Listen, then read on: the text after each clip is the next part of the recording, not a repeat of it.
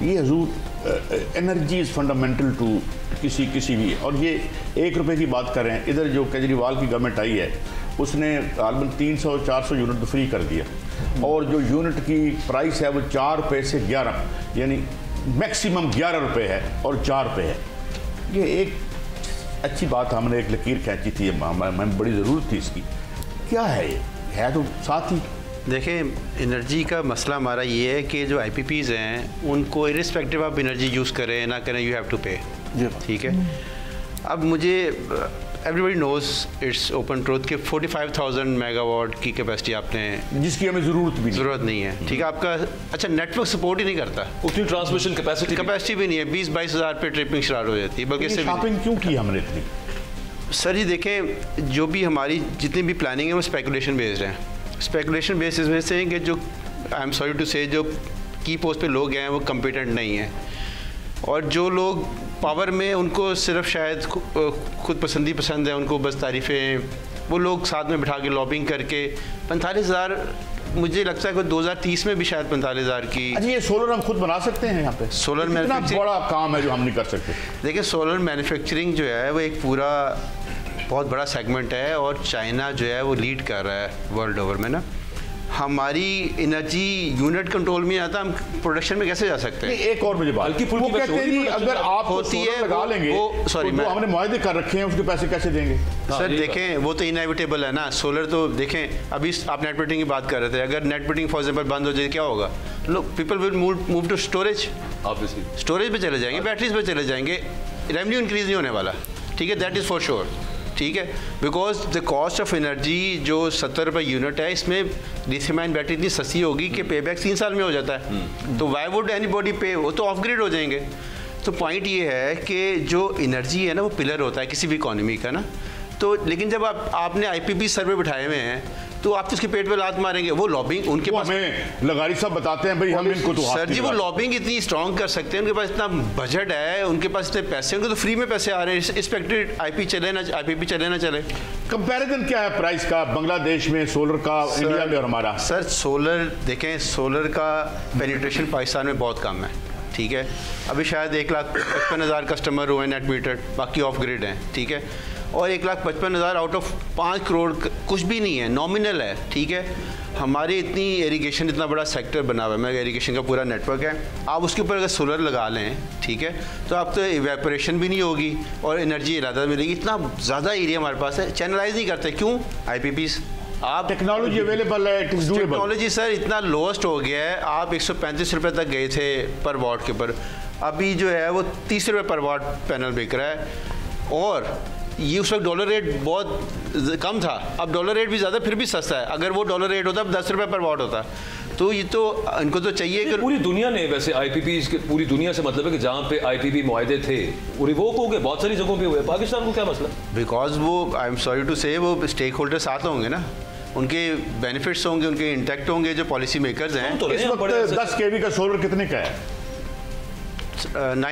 9 लाख रुपए, 9-10 maximum. And इसका अगर इंडिया में कंपैरिजन करें तो?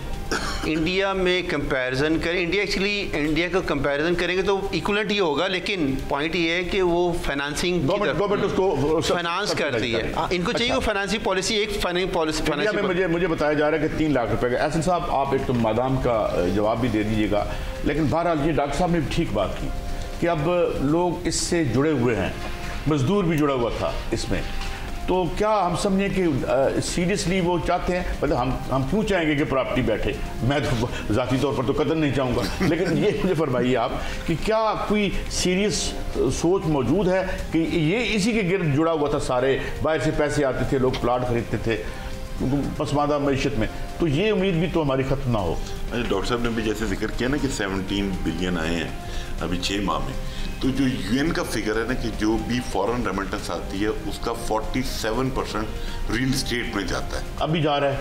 अब नहीं जा रहा। जो पिछली स्टडी है, पिछला जो रिपोर्ट है कि जो भी बाहर से फॉरेन रेमिटेंस आती थी उसका 47% रियल स्टेट में जाता था।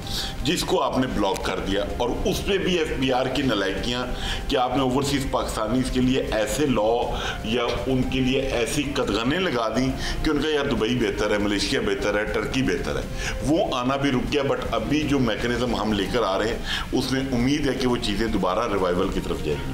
दूसरी, अभी कंवल साहिबा ने जिक्र किया कि जी बांग्लादेश की एक्सपोर्ट बहुत अच्छी है। मेरे ख्याल 2 साल पहले 2.5 साल पहले मैं लंदन गया तो मैंने लंदन में स्टोर से ज़ारा की जैकेट परचेज की, वो मेड इन पाकिस्तान थी। तो मतलब पाकिस्तान भी काम कर रहा है। एक आधी एग्जांपल है उसमें मलिक साहब, लेकिन आप you can not actually compare the textile industry जो बांग्लादेश में उसको पाकिस्तान। मैं कंपेयर नहीं कर रहा, बट लेकिन हम पीछे तो है ना, ये मानने में मानने के तो आगे बढ़े। मैंने कहा कि पॉलिसी का इशू है। अच्छा नहीं, आगे बात बढ़ाता हूँ। एक ख्वाब बन गया घर, मुझे नहीं पता, मैं फिगर ढूंढूंगा किसी दिन के पाकिस्तान लोग किराए पे कितने रहते हैं, और 65%। आप मुझे बताएं 65%, 35% जो टाउन में मैं प्रॉपर्टी ना वहाँ पे जो इंफ्रास्ट्रक्चर है ना कोई गल बात, और कीमत पूछें तो जी ये अरब रुपए का है, ये तो कमर्शियल हो गया है। Why these exorbitant prices?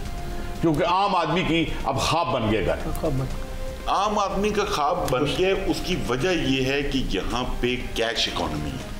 अगर जैसे अभी हमारे प्लान में ये है कि जैसे भी आपने पूछा कि यार कितने लोग किराए के घरों में रहते हैं, तो हमारा टारगेट ये है कि जो 65% लोग रेंटल प्रॉपर्टी पे रहते हैं उनके लिए मॉर्गेजेस दी जाए जैसे पूरी दुनिया में दी जाती हैं, और नॉमिनल इंटरेस्ट रेट पे 20-25 साल के लीज के ऊपर।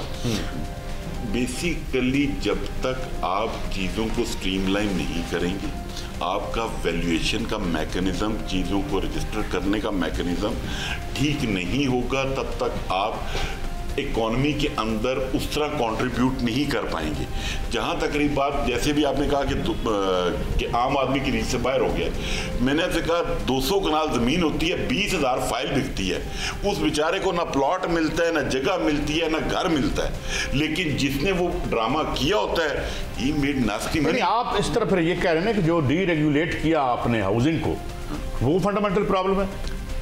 देखें ना, पहला 5 साल जो मनसूबा था उसमें जो हाउसिंग थी वो रियासत के यानी उसमें थी, उसके बाद आपने डीरेगुलेट कर दिया। सर अब 3.5 लाख घर एनुअली पाकिस्तानियों को चाहिए एक नई रिपोर्ट के मुताबिक। ठीक है। अब वो सप्लाई एंड डिमांड भी तो वहाँ पे है, और 10 या 11 मिलियन जो है वो जो घरों का प्लान किया था उसमें हुआ ये था कि जब लोग बजाय इसके कि प्राइसेस घटती बढ़ना शुरू हो गई, क्योंकि डिमांड ज्यादा हो गई, सप्लाई कम थी। वो जो पहले आप बात कर रहे थे सीमेंट, सरिया, बजरी, ये कॉस्ट ऑफ कंस्ट्रक्शन ऊपर चलेगी ना भाई। मतलब जो पहले 3500 पर स्क्वायर फीट थी वो आज 7,500-8,000 पर स्क्वायर फीट पे चली गई है। बेसिकली वैल्यू एडिशन रुक गई, घर बनना रुक गए, कॉस्ट ऑफ कंस्ट्रक्शन। अच्छा नहीं, इसी बात आपसे क्यों लेता हूँ हम जी, between the devil and the deep blue sea ये मामला चल रहा है यहाँ पे, कुछ समझ नहीं आ रही कि वैसे अभी एक इन्होंने बड़ी अहम बात की, और मैं मैडम आपसे पूछना चाहूँगा कि आपने ये कहा अभी कि पब्लिक सेक्टर में उनकी IT चल रही है। ये जो रियासत ने निकाला, मैं बात करता हूँ कि ये जो हमने ये जो यहाँ पे प्रॉपर्टी को हमने डीरेगुलेट किया, उसमें से कब्जा माफिया निकला, फिर उसने रियासत पर ही कब्जा कर लिया। मतलब अब हर वजीर की अपनी एक हाउसिंग सोसाइटी है। IT का जिस तरह आपने कहा, तो रियासत को इस तरह अपना रोल मिनहा नहीं करना चाहिए था। देखिए पहले प्रॉपर्टी सेक्टर की मैं आपको अपनी एक छोटी सी मिसाल देती हूँ। 2018 में मैंने एक बहुत फेमस, बहुत वेल नोन एक सोसाइटी की फाइल ली। अभी कल परसों मैं उनके पास गई, मैंने कहा मुझे दिखाओ तो सही कि मतलब मैंने 2018 में वो 5 साल का वो था कि 5 साल बाद आज भी इस दिन भी 2024-25 हो गया, अब 7 साल गुजर गए, उनके पास वो लैंड भी नहीं है जिसकी मैंने फाइल ली है। सारों के दुख एक जैसे। और ये मुझे हौसला हुआ कि मैं अकेला नहीं मारा गया। तो ये जो है ये बहुत, मैंने उनसे कहा मैं किसी दिन किसी प्रोग्राम में बोल ना दूँ, आपका नाम ना ले दूँ, तो वो आज मैं उनको रहने देती हूँ, अगली दफ़ा बोलूँगी अगर तब तक भी कुछ ना हुआ।